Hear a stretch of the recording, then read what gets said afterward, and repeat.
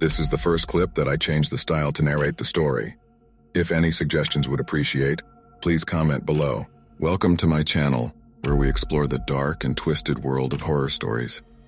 Whether you're a fan of classic tales or new and innovative horror, you'll find something to enjoy here. So sit back, relax, and let's get scared together.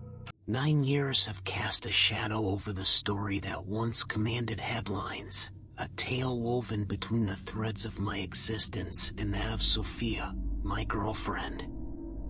An intricate web of relationships and secrets unfurl, interlaced with the complexity of a life lived apart from my wife, for reasons known only to me. The heartbeat of our shared life resonated through the bond we forged in raising a child whose presence illuminated even the darkest corners of our journey. It was on the somber afternoon of November 11th, 2013, as the clock struck 1, that I embarked on a path destined for inexplicable twists. The road led me to Sophia's abode, an anticipated reunion with both her and our daughter, yet the silence that enveloped her home betrayed its emptiness. Had errands beckoned her away, leaving a vacant canvas behind? I left with unanswered questions and retreated to my own sanctuary, pondering her absence in the stillness of my thoughts. As shadows stretched their fingers, the clock's hands brushing against 4 p.m., my fingers danced along the dial pad, summoning Sophia's number. A hollow echo greeted my call, prompting my contemplation. Did tasks occupy her moments, rendering her phone silent? Resolving to give her time, I withdrew, unaware of the shadows that would deepen. By the time 7 p.m. had come to claim the day, the dance of ringing tones beckoned me again, a call from Sophia herself. But the familiarity held an undertone of disquiet, as her voice, like an enigma, inquired about the earlier call. Was something awry with our connection, or did another mystery linger? I revealed my plan to gather our children for a shared dinner and met with the chilling revelation that no one occupied her home. Her retort echoed through the line, an inquiry as to why a forewarning was withheld, why I hadn't preluded my arrival. And then, a severed connection, the line cut, our conversation silenced. A sleepless night unfolded, its hours woven with threads of uncertainty. The following day arrived, and with it, the echoes of my unanswered calls persisted. 3 days of a void that refused to be filled, a silence that grew in its magnitude. A decision formed, a choice to confront Sophia's absence in person, fueled by the proximity of my workplace to her dwelling. Yet the hands of fate shifted, as uncompleted work veiled the path to her home. A deferred visitation, an unsought delay, and a haunting presentiment in the air. The evening sun cast elongated shadows as I prepared to journey home, a journey punctuated by the stark announcement from the radio waves, a bulletin that cut through the airwaves, delivering an agonizing truth. A 3-year-old, cradled in the embrace of his mother's lifeless form, a heart-rending tableau that etched itself into my mind. The realization unfurled with a shiver, an inkling of the horrors that lay in wait, a prelude to the unraveling enigma that would soon grip my world. The chime of 6 p.m. bore the news that echoed the earlier revelation, a 3-year-old child nestled within the cocoon of his mother's lifeless body for a harrowing trio of days. The chilling echo of repetition cast a shadow over my senses, gripping me with a cold hand of dread. The shared geography of this macabre discovery in Sophia's residence weighed heavily on my heart. Fear gnawed at the edges of my mind, an insidious inkling that twisted my thoughts into a labyrinth of uncertainty. The whispers of unease grew louder, pushing me into action, into reaching for answers that remained elusive. The dialing of a number, the connection established, and the inquiry posed. Had Sophia undertaken the realm of her daily responsibilities, breathing life into her routines? The voice at the other end affirmed her existence, whispering that she was absent from her desk, tending to errands. Relief intertwined with worry, a juxtaposition of emotions as fragile as a web spun in the breeze. Questions continued to churn, demanding clarity, as if the very fabric of reality hung by a thread. How long had she been away, and when would she return? An answer, pregnant with dread, shattered the fragile peace. Sophia's absence had spanned 3 days. An abyss opened beneath my feet, threatening to swallow me whole, and I delved further, seeking any hint of her intentions. Did she utter her farewells, or share the weight of her absence? The response was cryptic, the voice at the other end perplexed by my inquiry. A single question reverberated, carving its path into my consciousness. What was amiss with Sophia? A fragment of myself, a mere friend at the end of a line, replied with heart-stricken disbelief. The revelation struck me, a gale force of anguish that snuffed out all reason. The tremors of shock traversed my hand, my body a vessel that betrayed me as I faltered and crumbled under the weight of revelation. The world spun, a chaotic kaleidoscope of blurred visions before darkness beckoned and consciousness slipped through my fingers. Moments returned as fragmented whispers, fragments of reality woven with disarray. With a mind still obscured by the fog of shock, I drove, each movement mechanical, each turn guided by a mechanical impulse. An illusion danced before my eyes, a persistent thought that this was a mirage, a nightmare from which I would wake. Arriving home, I sought refuge in the glow of the television, as if the flickering screen held the antidote to the surreal nightmare I traversed. News reports, the child's tender grasp of the lifeless, haunting images that etched themselves into my memory. Frantic, I pursued every scrap of information about Sophia and our child, as if the pursuit of knowledge could unravel the enigma that had swallowed them whole. A desperate chase, futile in its essence, fueled by disbelief and horror. The incredulity gripped the community in its icy talons. How could a tender 3-year-old soul coexist with death's silent embrace for 3 days and nights? The very notion seemed to defy reason, to challenge the boundaries of understanding. Neighbors exchanged glances, their whispers echoing the collective disbelief that cloaked the tragedy. Their streets, once adorned with the familiar sound of a child's laughter, now held a haunting silence. The residents in the vicinity, once privy to the intimate rhythm of Sophia and her child's life, grappled with the implausible. Their shared memories cast shadows on the reality before them. How could the mother they had seen tending to her infant's needs be enveloped by the abyss of death?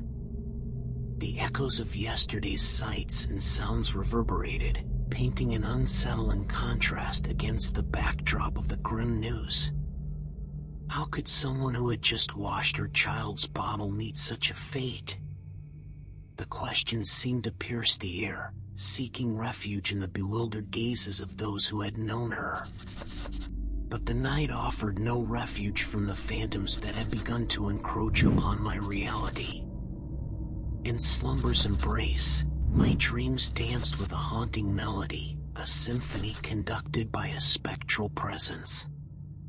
In this ethereal realm, Sophia's voice pierced the void, querying the innocence of our child. Was the baby charming, she asked, to which my reply flowed like a river, undeniable cuteness. The intent to take the child graced my words, yet her rebuttal struck with chilling urgency. No. No. A jolt woke me from the dream's grasp, my heart racing, the remnants of her voice lingering like an echo lost in the abyss. Upon awakening, reality shattered like glass, revealing Sophia seated atop the head of the bed. Her proximity, her spectral gaze leaning down to me, left me ensnared in terror's grip. Instinct propelled me to flee, to escape the weight of her presence, and I sought refuge in the sanctuary of a cupboard as if the confines of wood and space could protect me from the ethereal world. Morning's light ushered a new day, and with it, the decision to seek solace within the hallowed walls of a temple. In that sacred space, I crossed paths with a familiar monk, an unexpected convergence that would unveil another layer of the enigma. The inquiry sliced through the air, stark and direct. Was Sophia gone from this world? My response was a solemn affirmation. Curiosity prodded me to unearth the source of the monk's knowledge, a knowledge untainted by the digital stream of news. His revelation, an encounter with Sophia's spirit, struck me with the force of a tempest, a harbinger of the supernatural that lingered on the periphery. Determination ignited within me, fueled by a desperate yearning to quell the unrest that now bore Sophia's name. The temple's hallowed halls witnessed my fervent pursuit of merit, my offerings resonating with a plea for peace.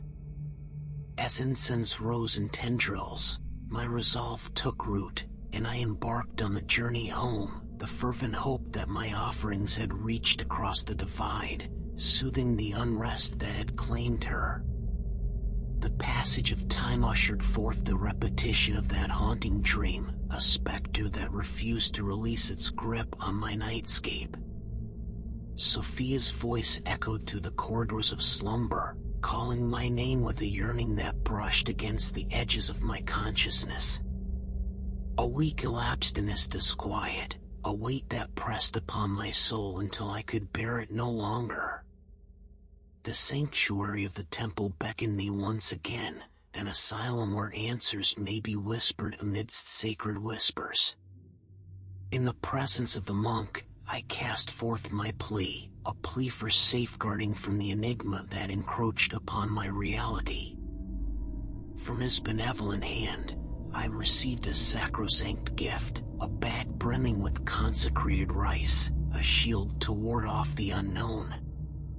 Clutching this talisman close to my chest, I ventured back into my abode, determined to carve a barrier against the unexplainable forces that had breached the boundaries of my existence. As the sun surrendered to dusk, I ventured outside, my eyes casting a wary gaze upon the space where the rice had been scattered with hope. Yet shock painted my features as the sight unveiled itself, the rice, now vanished as if stolen by unseen hands. Confusion spurred me into a search, seeking the whereabouts of my offerings. The journey led me to the threshold of my neighbor's home, a moment of inquiry that spilled forth an explanation, an avian intruder, a scavenger that had feasted upon the blessed rice. Gathering the remnants of my offering, I clutched the grains in my hand, seeking solace in their sanctity. Placing them upon the wall that framed my dwelling, I embarked on another night's slumber. But the quietude was broken, shattered by a sinister laughter that danced on the edges of my hearing. This laughter, unlike before, heralded from the external realm, a cacophony that fueled trepidation. The window opened, revealing Sophia's visage etched in the moonlight, perched upon the wall where the rice had found its final resting place. Her smile, once a source of comfort, was now a chilling grimace that ignited terror in my veins. Panic propelled me to retreat to the safety of my bed, shrouded beneath the veils of blankets. This encounter shattered the fragile belief in the potency of the consecrated rice, exposing the fallacy of my hope. Desperation led me to my best friend, a soul ordained in the mysteries of existence. In my account, I confess the tormented nights since Sophia's departure, the hollow sleep haunted by her ethereal presence, the plea for companionship in the dark to banish the shadows that tormented me.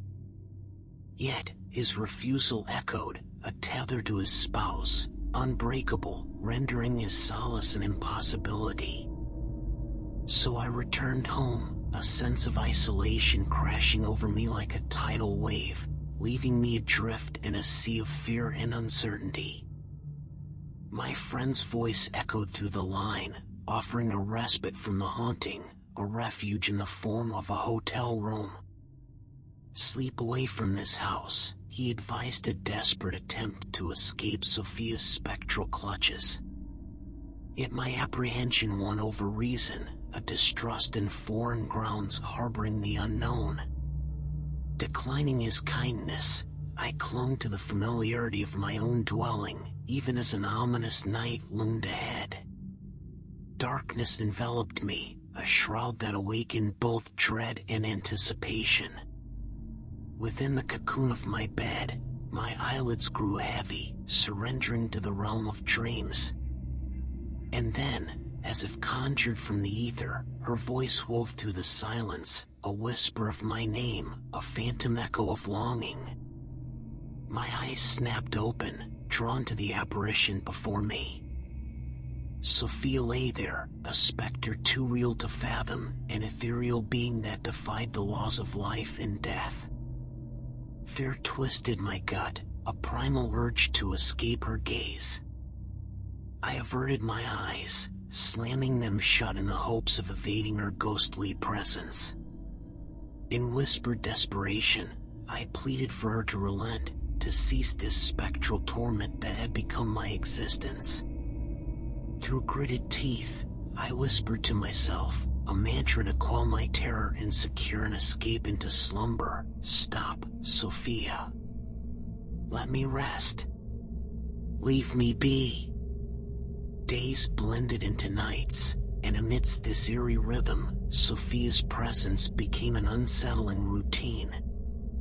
An unwelcome guest in my dreamscape, she punctuated my nights with her haunting calls. Yet, a peculiar cadence emerged, a frequency of her visits, an understanding of my plea.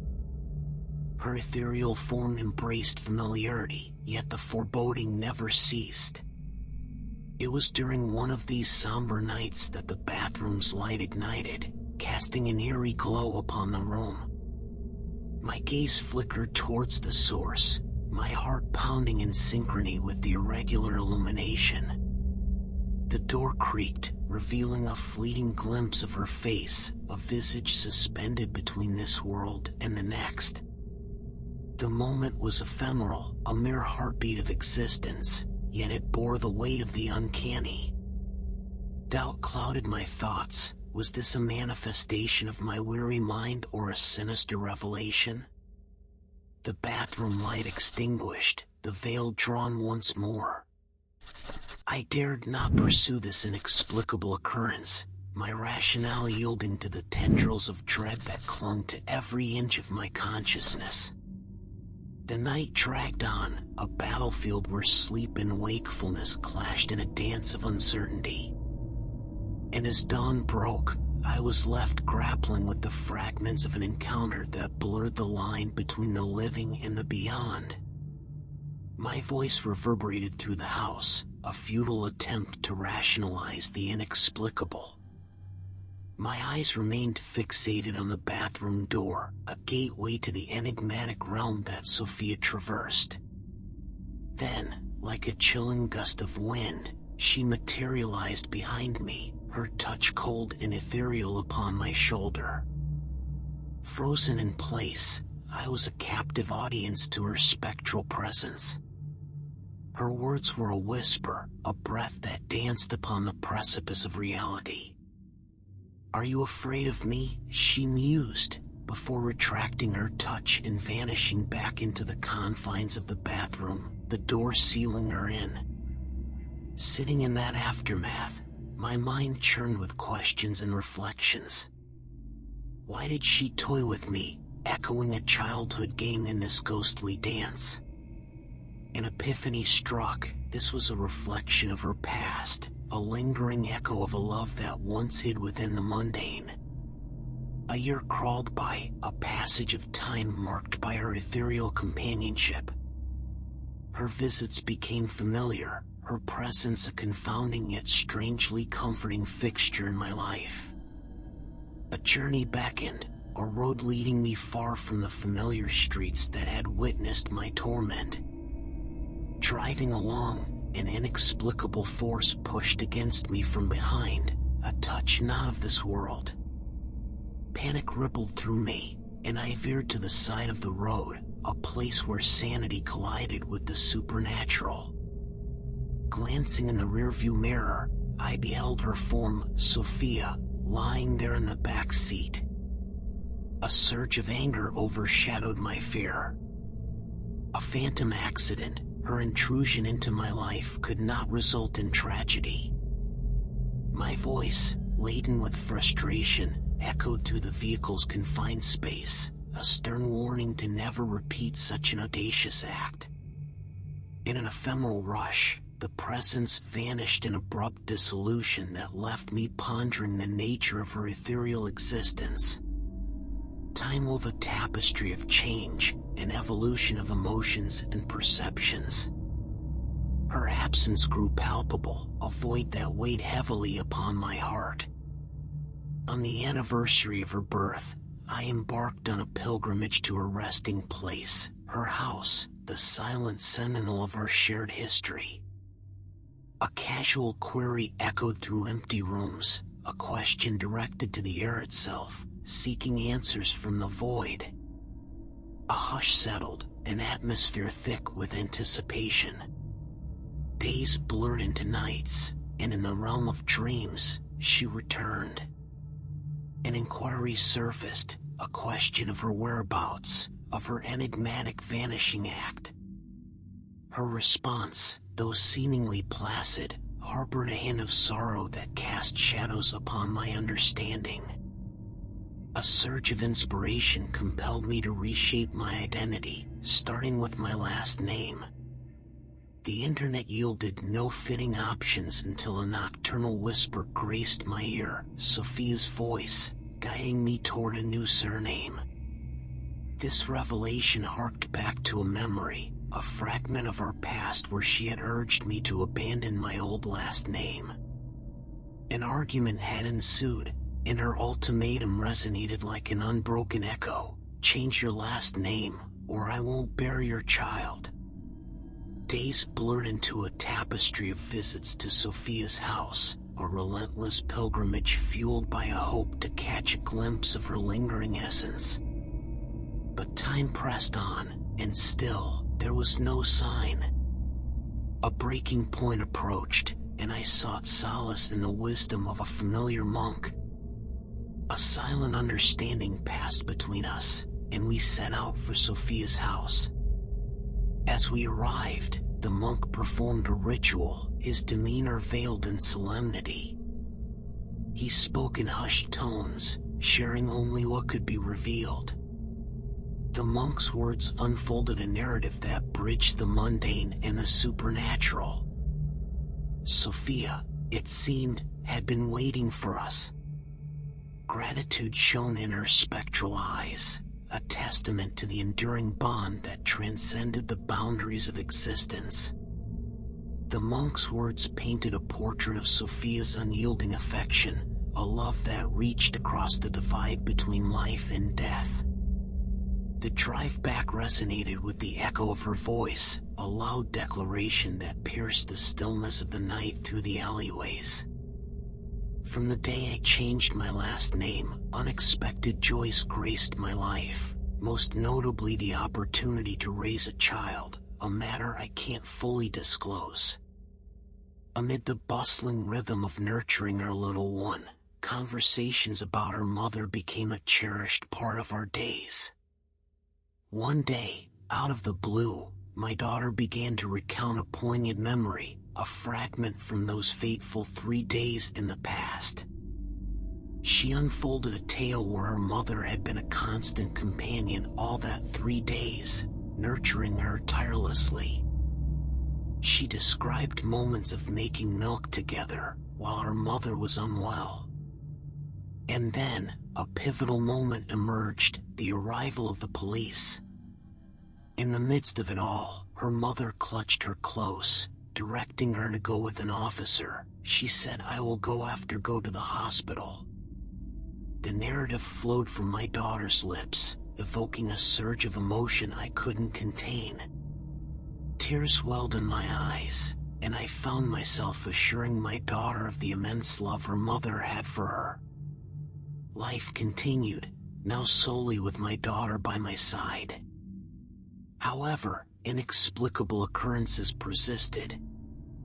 One day, as I drove home, my daughter's gaze turned toward the window with a sudden intensity.